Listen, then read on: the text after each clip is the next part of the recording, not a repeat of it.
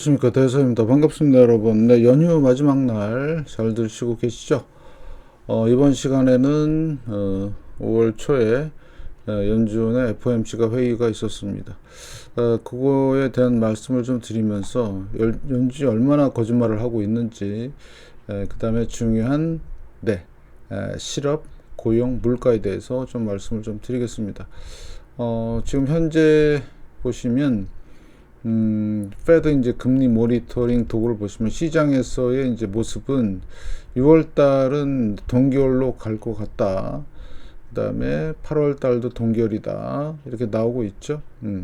그러면 9월 달에서 이제 인하를 한다고 나오는데 별 의미가 없을 것 같아요. 왜냐하면 선거 바로 전에 인하할 수는 없어요. 그래서 지금 이제 페드에서 어떻게 아니면 재무부에서 어떻게 진행이 될지 여부 11월 달 고정이죠. 그러면 올해는 금리 인하 물론 12월 달에 뭐 한다고 하는데 그 전에 이제 그 실업이라든가 고용 상황들을 여러분들이 좀 보시면 될 것 같고요. 그러면 실업이 왜 생기느냐 뭐 간단합니다. 이 자료는 제가 계속 보여드리는데 S&P 글로벌 아직 그 4월 달 자료가 안 나왔어요. 그래서 이걸 보시면 지금 파산 기업이 늘고 있거든요. 올해도 1월, 2월, 3월 지금 계속 늘고 있죠. 그러면 파산 기업이 늘는다는 얘기는 실업이 늘고 실업이 는다는 얘기는 그만큼 경제 사정이 안 좋아지는 거죠. 시중에서 얘기하는 골디락스라든가 이런 상황이 되면 이런 상황이 안 생겨야 돼요. 그러니까 이런 상황이죠. 실업은 많이 늘지는 않았는데 이런 식으로 파산도 그죠? 같이 옆으로 같이 가는 형태인데 지금 작년부터 갑자기 늘었어요. 신기하죠? 그래서 이런 분들 여러분 참고하시고 그 다음에 제가 매주 토요일날 보여드렸던 거 이거 보셨을 거예요.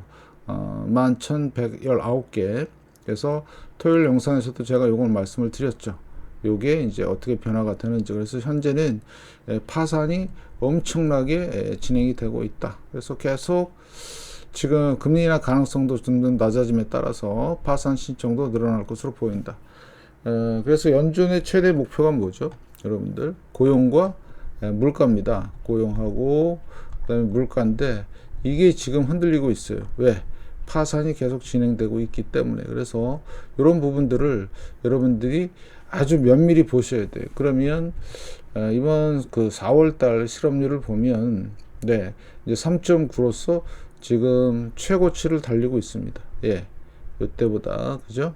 상당합니다. 그죠? 몇 년 동안 없다가 이제 최고치를 달리고 있고 그 다음에 요 실업률에서 요거는 조금 그 후행성이 되게 강한데 실업률이 증가하면 급격히 증가하는 이런 모습이 나오고 있죠. 이게 뭐냐면 침체가 갑자기 올 때 그렇습니다. 그래서 침체 다 침체죠. 침체가 오면 뭐를 동반한다? 자산시장의 폭락을 동반합니다. 그러면 요거는 큰 변화가 없는 것 같지만 미국에서 가장 큰 주인 캘리포니아의 실업률을 보시면 어떻습니까? 심상치가 않죠. 5%가 넘었어요. 그래서 5% 보통 찍고 올라가는 추세가 형성이 되고요. 항상 그래 왔습니다. 지금까지.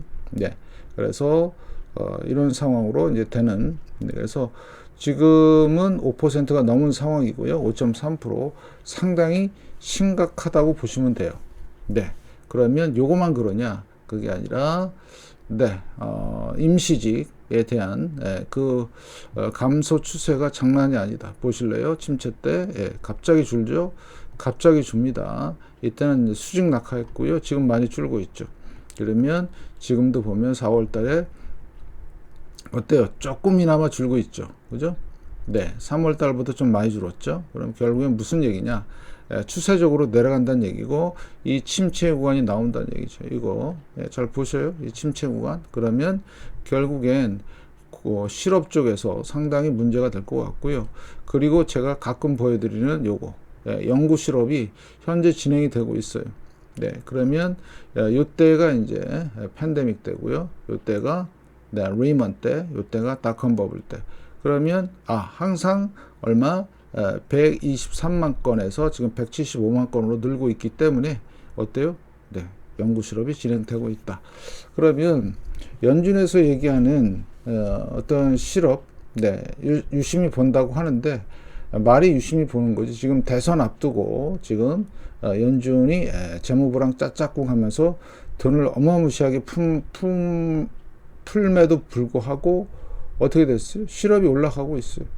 예, 계속 감소하고 있고, 자, 이렇게 증가하고 있고, 그 다음에 실업률도 증가하고 있고, 그러면 이게 총체적으로 나오는 게 쌈늘이라는 경기 침체 지표입니다. 그러면 경기 침체는 어때요?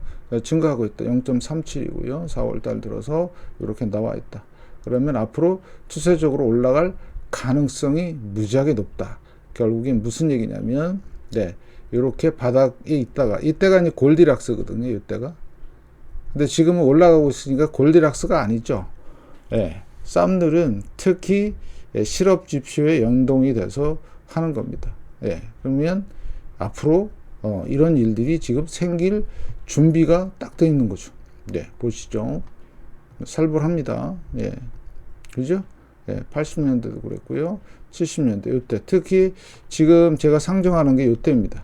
예, 물가도 높고 이런 상황인데 그러면 자, 고용은 연준이 잡을 수 있을까?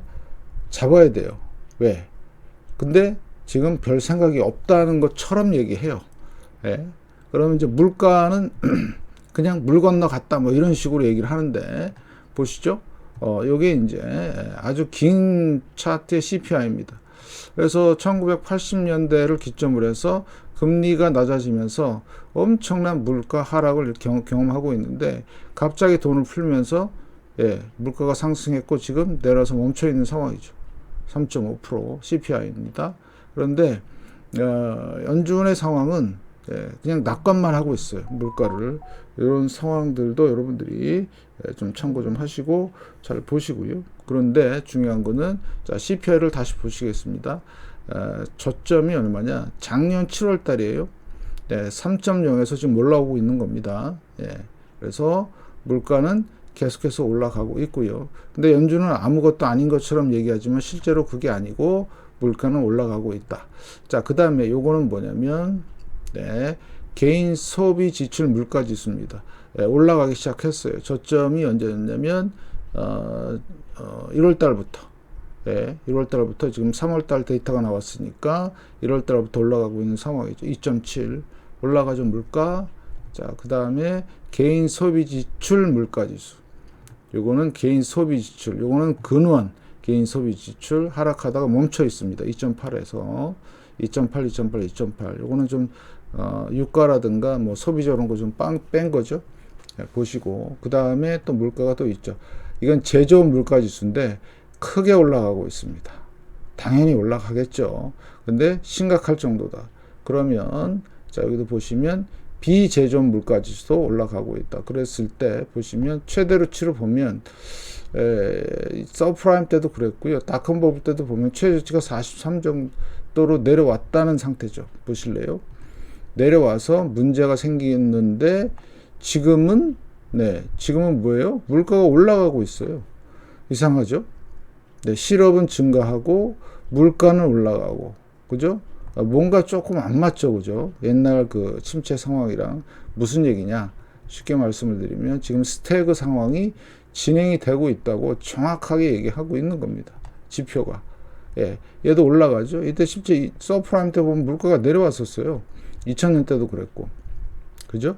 근데 지금 올라가죠. 스태그 상황입니다. 그러니까 연준이 아주 새빨간 거짓말을 한 거예요. 새빨간 거짓말. 그래서 개인 소비 지출 마찬가지.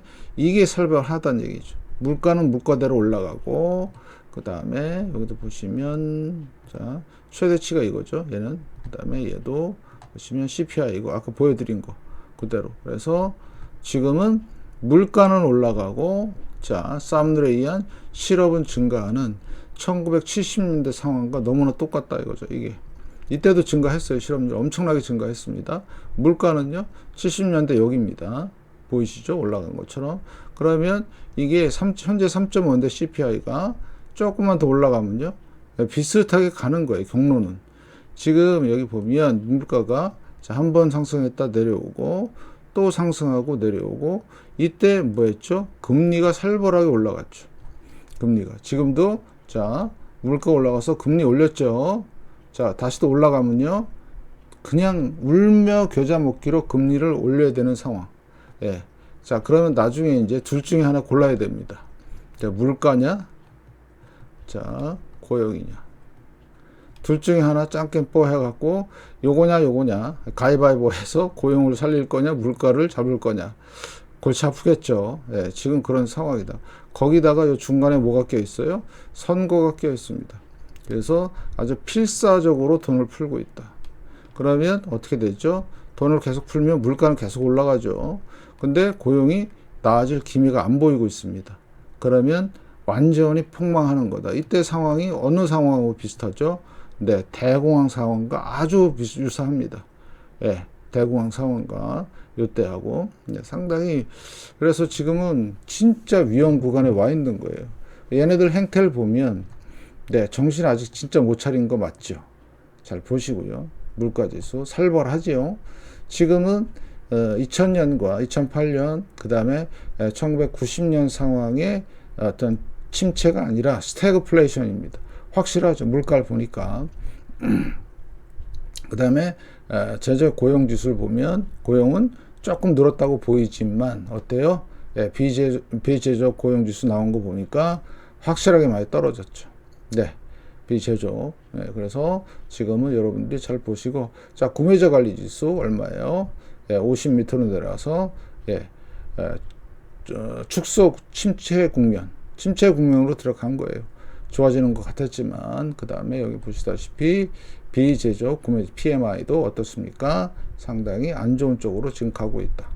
그러니까 경기 안 좋고 물가 높고 실업은 증가하고 완전히 대공황 상황처럼 진행이 되고 있는 겁니다.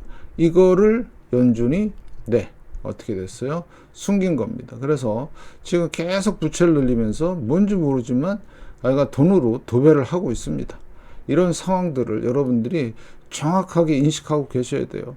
뭐 연준 의장이라서 믿고 재무부 장관이라서 저 사람 말 신뢰가 가 그런 게 아니고 심각한 상황인 거를 보셔야 돼요. 완전히 다른 그러니까 1970년대 상황인데 이때는 부채도 얼마 없었어요. 근데 지금 부채 보세요. 살벌하죠. 네. 그러면 결국에 뭐가 되냐면 증시를 보면 자 이렇습니다. 이때가 대공황 때인데요. 대공황 때의 환경과 지금 환경이 너무 똑같아요. 네. 여러 가지 정황상 물론 부채 규모라든가 여러 가지는 좀 틀리겠지만 전체적인 분위기는 똑같다. 그래서 이런 폭락도 나올 수 있는 거고요. 요때가 이제 70년대 상황인데 요때가 1972년 때 요때 이제 물가가 증가하면서 실업도 증가하고 아까 썸널 보면 그렇죠? 폭락합니다. 증시도. 여기는 50%, 여기는 90%. 그 차이뿐이지. 그래서 이번에 선거 전에 내려갈지 아니면 필사적으로 막을 겁니다. 필사적으로. 그래서 이때가 닷컴 버블이고요. 이때는 물가가 내려갔어요. 서프라임 때도 물가가 내려갔고 그런데 70년대는 물가가 올라갔고 그래서 폭락을 했고요. 그 다음에 여기도 마찬가지 대공황 때. 그럼 대공황과 70년대 상황을 상정을 해놓고 보면 최소 자 다우지수인데요. 다우지수가 지금 고점으로부터 얼마? 50% 내지는 90% 사이에서 그래서 자 이 사이에서 멈출 것이다 이거죠. 50%가 이 정도거든요. 50%. 그 다음에 여기 그러니까 2만선. 그 다음에 만약에 대공황급이면 90%면 이 정도죠. 몇천 선으로 가는 거예요. 그러니까 지금 그 기로에 있는 겁니다. 충분히 가능성이 있어요. 왜? 부채가 어마무시합니다. 그 다음에 제조업 완전히 빠그러지고 있고요. 계속 말씀을 드리지만 고용도 만만치 않고 물가가 살벌하게 올라가고 있다. 이거를 지금 연준이 감추고 있다. 그래서 우리는 정확한 지표를 가지고 여러분들이 참고를 하셔야 된다. 그러니까 얼마나 지금 거짓말을 하고 있는지 여기서 제가 과장되게 표현한 거 하나도 없어요. 여러분 한번 찾아보시라고. 그대로 제가 다 말씀을 드린 거고 실업은 지금 현재 증가하고 있죠. 보이시나요? 그죠? 확실하지요? 그래서 그거는 파산의 결과고 그리고 실제로 이런 파산 증가율을 여러분들이 확인을 하셔야 된다. 그러면 결국엔 결론, 연준은 지금 새빨간 거짓말을 하고 있다. 뭐다? 이게 단초로 돼서 대공황의 촉발이 될 것 같다. 철저한 대비를 하자. 대비는 자, 늘 말씀을 드리지만 현금, 그 다음에 실금, 그 다음에 숏을 잡고 계시면 충분히 가능하다. 언제 오는데요? 몰라요. 빨리 올 수도 있고 천천히 올 수도 있고. 그런데 지금 전체적으로 흐름을 보면 빨리 올 것 같다. 연준이 급하게 금리 인하하는데 그것도 많이는 못할 것 같다. 이렇게 판단하고 있습니다. 그래서 여러분들은 연준의 이 거짓말, 확실한 거짓말을 보고 주가의 등락은 있을지언정 전체적인 흐름은 대침체와 물가 폭등이라는 그런 상황이 있고요. 결국엔 대공황이라는 그 전제 앞에 있다. 철저히 대비하는 자만이 살아남고 대비 안 하는 사람들은 심각한 상황이 될 것이다. 여러분 겁주려고 하는 거 아닙니다. 정확하게 팩트 체크해서 현실을 꿰뚫어 보시라고 계속해서 말씀을 드린 겁니다. 아무튼 잘 대비하시기 바라겠습니다. 휴일 마무리 잘 하시고요. 저녁 시황 때 또 찾아뵙겠습니다. 고맙습니다.